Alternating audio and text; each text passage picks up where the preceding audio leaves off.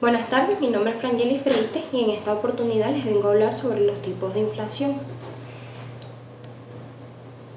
¿Qué tipos de inflación hay? Hay diferentes modelos de inflación y por lo tanto distintas consecuencias en cómo afecta cada una de ellas en la economía de una nación y por extensión al bolsillo de sus habitantes. Vamos a analizar principalmente dos tipos, basándonos en el comportamiento de los precios y en cuanto esto aumenta, cómo lo hace. En el primero tenemos los tipos de inflación según su comportamiento. Además del término inflación, se utilizan otros para referirse al comportamiento de los precios. El primero es la deflación, que es lo contrario a la inflación, es decir, una disminución de los precios. Puede llegar consigo un estancamiento de la economía, por lo que suele ser no una señal positiva.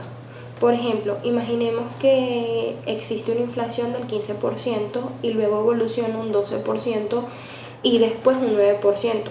Se trata de un caso de desinflación, por lo que los precios están bajando, pero aún no ha llegado a su precio normal, por lo que se trata de una menor inflación. En el segundo tenemos la reflación. Trata cuando se toman medidas económicas para impulsar la inflación, como aumentar la oferta monetaria y fomentar el consumo. Un ejemplo de la reflación fue en el caso de Estados Unidos en el año 2008. Fue donde sufrió una caída del PIB del 0.1% y en el 2009 una caída del 2.5%. En plena crisis, por la hipoteca de los subprimes. La Reserva Federal tuvo que estimular la economía mediante la compra masiva de bonos y títulos ligados a los créditos hipotecarios. Lo que se pretendía era que estimularan la economía dando liquidez al sistema financiero. En el tercero tenemos estaflación. Este es un tipo que dicen que suele ser el más temido. Es un periodo que no se acompaña al crecimiento económico ni al aumento de los salarios, por lo que se produce un estancamiento del Producto Interno Bruto y una pérdida del poder adquisitivo de la población. Un ejemplo de ello es la crisis del petróleo en 1973, en donde hubo un incremento de los costes de producción. Estos costes terminaron llegando a los productos de consumo y a la vez a la economía se encontraba estancada. En el cuarto tenemos la inflación subyacente, que es una medida de la inflación para un conjunto de los precios del consumidor que excluyen los precios de los alimentos y la energía, que suben y bajan más que otros precios en el corto plazo. En general, esta es la tasa de inflación que más siguen de cerca los bancos centrales. Por ejemplo, el Banco Central de Estados Unidos, la Reserva Federal, prestaba especialmente atención a la tasa de inflación subyacente para obtener una mejor estimulación de tendencias a largo plazo, lo cual la inflación se calcula generalmente mediante la tasa de variación del índice de los precios en el tiempo. Por lo general, el índice de los precios al consumidor, que mide los precios de una selección de bienes y servicios adquiridos por un consumidor medio.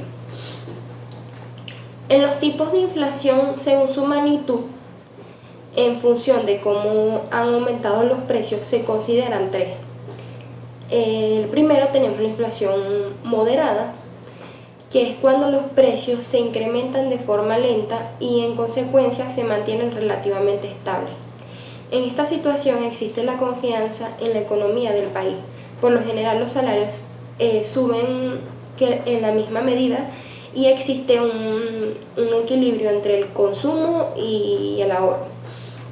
Un ejemplo de la inflación moderada es en Haití, donde tuvo una variación de precios del 17.3% en el 2009.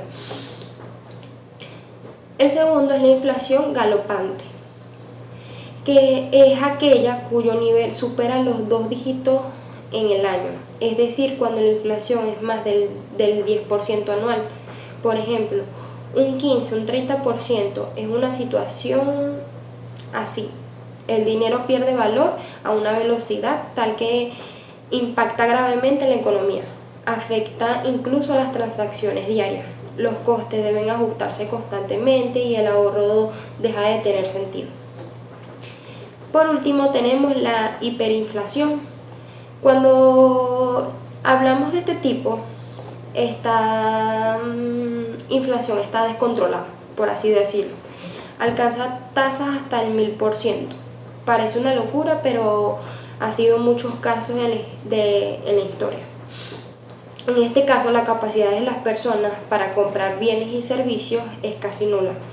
La causa suele ser una profunda crisis económica combinada con un aumento descontrolado de la masa monetaria. Un ejemplo de ello